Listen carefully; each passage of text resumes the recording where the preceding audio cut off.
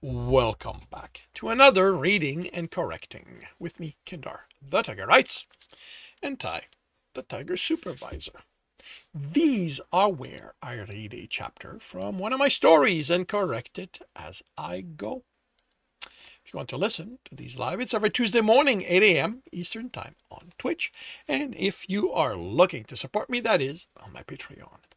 Today, we are doing chapter 2 of Trustless Shadows. I head south into the forest. I hear a helicopter fly over me, then it goes away. They won't chase me there. They won't chase me here. The forest, the wilderness, is the domain of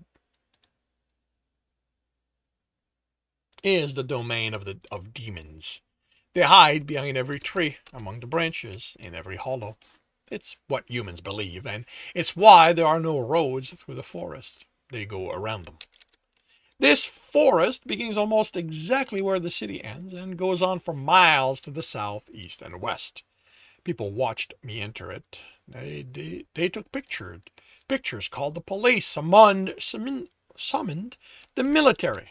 Of course, the stories aren't true. The forest isn't filled with demons, at least not this close to the city. Mature demons, those raised by their own kind, want nothing to do with humans. If they could stop encroaching on the forest, the wild areas, humans would never have encountered demons. But humans keep expanding, tearing down forest, taking over the wild, forcing demons to retreat to ever smaller places with an ever-diminishing food supply. I didn't learn all that through first-hand experience. I want to be around groups of demons as much as they want to be close to humans. I don't like my chances of survival if I even find myself among them. I've killed too many of them, and stories must have spread about me, about the human capable of killing them. Somehow, I doubt they'd believe I no longer do that. I enjoy walking in the forest, especially after the long trudge through the city, avoiding the police and the army. I like how peaceful it is here, especially at night like this. There are none of the noises that fill the city, none of the constant chaos. Not for the first time. I think I should forget about the city, settle down in this forest or another one. And while today the thought is appealing, I also know that I'm not ready to cut my ties to the humans yet. As soon as I've dropped off my passenger, I'll head back to the city. The demon over my shoulder is quiet. The packet of roots and herbs that I wrapped over his nose at the first deserted alley I'd come across ensures that. It isn't the first time I've used it, so I know it's more convenient than having to pummel him back into unconsciousness each time he wakes up. I should have done it before first picking him up, but I didn't want the humans to know about it. They already have enough weapons against demons. I won't be the one handing them another. Not that I know how the packet works, just that it does. It even works on me. I get woozy if I breathe in too much of its scent. I haven't tested it against humans, but I suspect it wouldn't do anything to them. It was given to me by the person I am here to see. Another one. The voice is loud and comes from all around. It's deep, but sounds bored. Why is it you always bring them to me? This voice might sound like he's everywhere, but I know he's in the clearing ahead of me. It doesn't matter that I can't see him there yet. He's never moved from that spot in all the times I've come here. You're the only demon I know who hasn't attacked me on sight. When I stepped into the clearing, the starry sky becomes visible. Both moons are up. The largest one half visible, while the smaller one is fully visible, as always. The demons called them the One's Eye. The One's Eyes. I look around, but moonlight isn't enough for me to see him, and as still as he is, my thermal vision doesn't register him either. Do you mind giving me some light? Will you ever bring your own? Sparks appear, then embers among a pile of dried brush. Haven't humans mastered the light after all this time? The embers brighten as he blows on it, and a flame catches. I couldn't get back to my apartment with him on over my shoulders. I dump my passenger on the ground and make sure the packet is still in place before sitting opposite him. I don't know why he has a fire pit. Demons don't need light the way humans do, and they don't cook their food as far as I know. Still, the pit was there the first time I met him, so now I make sure he has wood and dry kindling to start the fire. The firelight barely illuminates him. His black skin doesn't reflect any of it, and there's nothing behind him to create a contrast. What I see comes from my thermal vision, patches of heat from the fire just before they even out, and he vanishes from my sight again. He's more skin than body, a crumpled form on the other side of the fire. Of course, that means nothing when demons can rearrange their bodies. He could surge to 10 feet tall all of a sudden if he wanted. Probably. His name is Lives Alone, and I have no idea how old he is, but I'm certain he's older than Claws in the dark. There's a sense of the very old around Lives Alone that Claws lacks. Thinking of Claws stirs something in me, a desire to see him again. It's been quite some time since he saved my life, although at first I didn't recognize it amidst all the other emotions that act had generated within me. His eyes are so dim they barely visible across from the flame when he looks up at me. Next time, get your light before you hunt. You make it sound like I planned this. I told you I'm done hunting. And yet, here you are, bringing me yet another youngling. Did you want me to do nothing? Let the army capture and kill him? Or capture him and run experiments? I don't know if the army does that, but I know someone does, or at least used to. I'm the result of such experiments. What do you think this young one will do when his consciousness returns? When the hunger that wasn't sated hits? You think I can do anything? He wasn't hungry, as far as I know. The others I left with you never returned to the city. He waves both comments aside. I get hungry too. It's a lie, but I don't call him on it.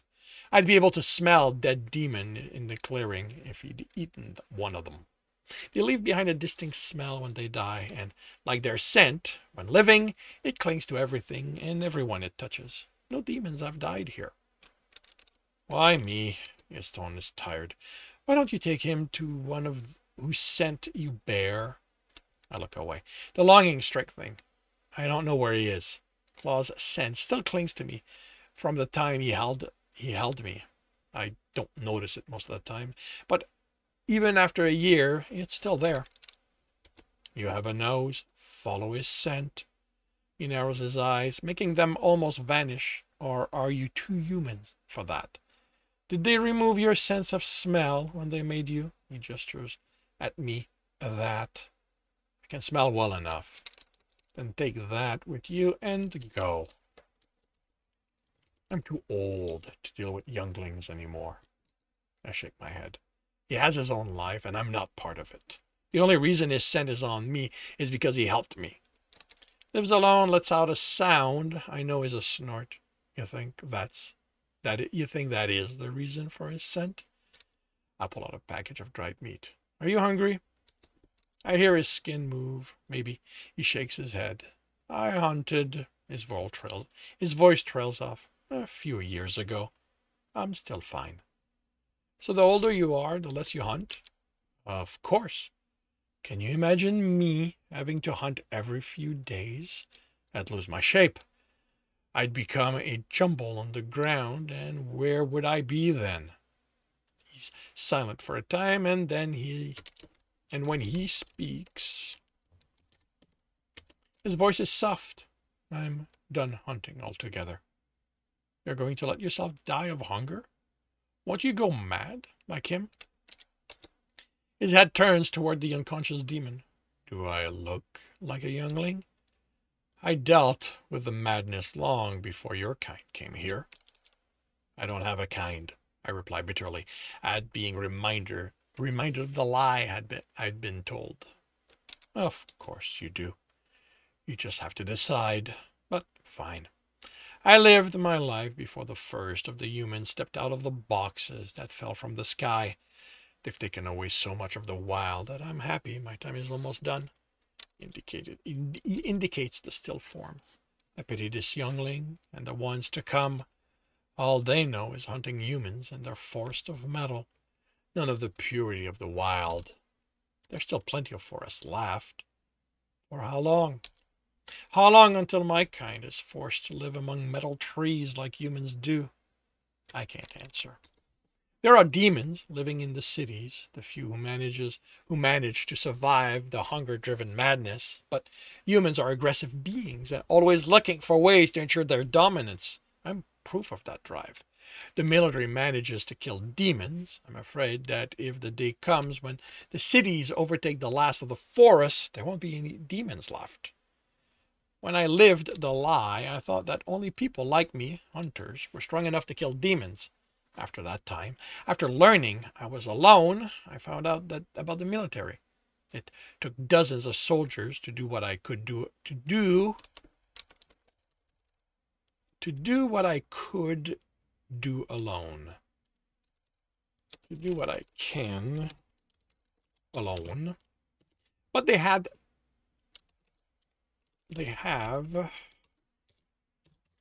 thousands. I even confirmed that humans have managed to kill all the demons in the Ununga district. I'd heard about it while working for Amanda, and I'd expected it to be another lie of the lie Jason had arranged for me, but it was true. If humans were able to do that, why would they stop? I stand. Leaving already? You don't want me here. I'm going to head back. Lives alone, doesn't look up. You can stay a little longer, even for someone like you. The forest isn't safe once the one looks down on us. This place seems safe enough. The predators know better than to bother me. I spent years teaching them I was tougher than they. You're going to complain I have nothing to talk about again. His skin shudders, a shrug. At least you can talk. The youngling isn't even old enough to have learned. I study what I can make out of him, then sit down. It's the same each time. He complains about my presence, says I should go, then he wants me to stay. I understand loneliness. I don't know why he stays here, alone, why he doesn't go back to his group or to another group of demon. As far as I know, once they live past the madness, demon can go back. They aren't forced to stay alone. Not like I have. Not like I have been. You know what? Not like I have. As much as I hate Amanda and Jason for what they made me, for the lies, I miss talking with them. I miss talking with them. They understood what I am, what I was going through. Jason spends so much time trying to make me human. Sometimes I wish I could go back. Tell me of those who made you. Like every other time he asks me that, I hesitate.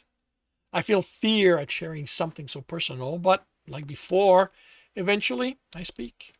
I tell him about Amanda. Always severe, the scientist who found a way of infusing demon essence into a human being. About Jason, who always seemed happy, who tried so hard to make me understand what it means to be human. I tell him about the lies of the demons I killed, believing those lies. About the tests they ran on me. I tell him about Juliet, the rare human I met outside of the building. I tell him about Claus, him saving my life, exposing the lie, of me helping him break into the building to take back the soul stones Amanda had collected over the years. Like the previous times, Lives Alone asks about Claus and the Dark's Den, and I refuse to say more. Talking about him forces me to remember that he's out there, living the life demons live. It forces me to acknowledge the longing I feel that even though I don't understand why, I miss him more than I do the humans I've known. And that concludes Chapter 2 of Trustless Shadows. If you are enjoying this, please leave a like. If you want to know when the next chapter is going to be up, subscribe and hit the bell. If you want to read this story as well as the other books in the series, they are up. They are available on Kindle Unlimited. If you're looking for a different way to support me, that is my Patreon, where you can get access to basically everything else I've written. And if you want to listen to these live. It's every Tuesday morning, 8 a.m. Eastern Time on Twitch. Links are in the notes, and with that, I shall wish you a good day.